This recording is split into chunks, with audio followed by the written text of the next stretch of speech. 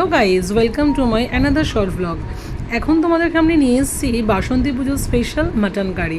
Actually আজকে বাসন্তী পুজোর নবমী, আর বাঙালিদের দুর্গাপুজোর নবমীতে আমিষ খাওয়ার একটা প্রচলন রয়েছে, বিশেষ করে মাটন বা ফিশ। যাই হোক, তো আমার বাড়ি বাসন্তী পুজো হয়ও না, এত ভেবে লাভ নেই।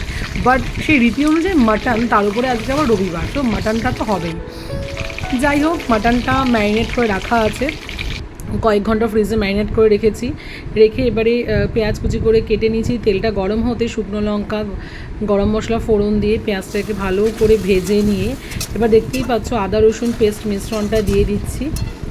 এবার একটু তেল ছেড়ে ছেড়ে গেলে একটু গরম মশলা গুঁড়োটাও দিয়ে দিচ্ছি, দিয়ে ভালো করে মশলাটাকে কষাচ্ছি। কষানোর পর এই যে ম্যারিনেট করে রাখা মাটনটা, যেটা আদা রসুন পেস্ট, নুন, হলুদ, লঙ্কা এবং দই দিয়ে ম্যারিনেট করা ছিল, সেটাকে দিয়ে ভালো করে কষাচ্ছি।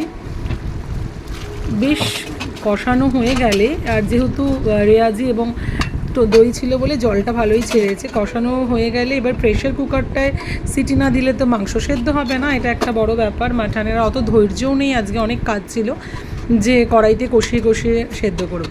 যাই হোক, প্রেশার কুকারে মাটনটা দিয়ে প্রেশার কুকারটাকে দমে বসিয়ে দিলাম। ব্যাস, বেশ কিছুক্ষণ পর সিটি হয়ে গেছে। ব্যাস, আমার অলমোস্ট রেডি। মাটনটা প্রেশার কুকার থেকে আবার কড়াইতে ট্রান্সফার করে নেওয়া হলো। নিয়ে এরপরে আলুটা যে ভেজে রেখেছিলাম, সেই আলুটা দিয়ে বেশ কিছুক্ষণ ফুটতে দেওয়া হলো। আরেকটু লঙ্কার গুঁড়ো আর গরম মশলা গুঁড়ো ওপর থেকে দিয়ে দিলাম। দিয়ে এবারে মাটন কারিটা আরেকটু ফুটে ঝোলটা একটু গ্রেভি হয়ে যাওয়ার জন্য ওয়েট করছিলাম।